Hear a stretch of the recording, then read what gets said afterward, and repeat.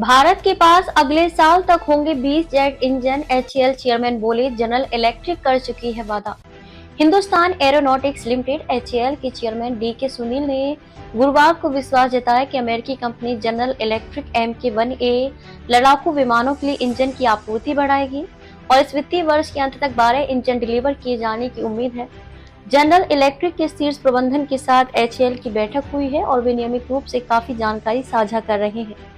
Hindustan aeronautics limited HAL के chairman DK Sunil ने गुरुवार को विश्वास जताया कि अमेरिकी कंपनी जनरल इलेक्ट्रिक MK-1A लड़ाकू विमानों के लिए इंजन की आपूर्ति बढ़ाएगी और इस वित्तीय वर्ष के अंत तक 12 इंजन डिलीवर किए जाने की उम्मीद है।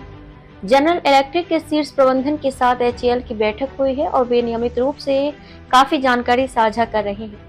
जीई ने अगले साल 20 इंजन की आपूर्ति करने का वादा किया है। आपको बताते चले कि तेजस लड़ाकू विमान में अमेरिकी कंपनी का GE-404 इंजन लगाया जाता है। डीके सुनील ने एक साक्षात्कार में कहा कि हम उत्पादन क्षमता बढ़ा रहे हैं। जीई ने हमें एक साल में 12 इंजन देने का वादा किया था, लेकिन शायद अब हमें वित्तीय वर्ष के अंत तक 12 इंजन मिल जाएंगे। इस साल हमें 10 मिल सकते हैं, बाकी मार्च तक मिल जाएंगे।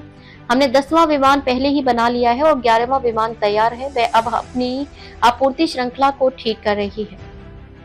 उन्होंने कहा, मौजूदा समस्याएं अब सुलझ गई हैं। जीई के अधिकारी नियमित रूप से इंजन की स्थिति और समस्याओं के बारे में जानकारी साझा कर रहे हैं। हमें पूरा भरोसा है कि वे अब उत्पादन बढ़ाकर हमारी जरूरत पूरी कर सकेंगे।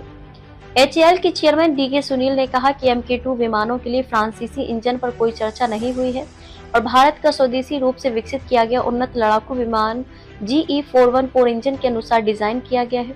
उन्होंने उन मीडिया रिपोर्ट्स को खारिज कर दिया जिसमें कहा गया था कि भारत फ्रांसीसी इंजन पर विचार कर रहा है। कहा कि अमेरिकी कंपनी जनरल इलेक्ट्रिक के साथ बातचीत उन्नत चरण में है। अमेरिका द्वारा भारतीय सामान पर टैरिफ लगाने से उत्पन्न गतिरोध का जीई के साथ बातचीत पर कोई असर नहीं पड़ेगा।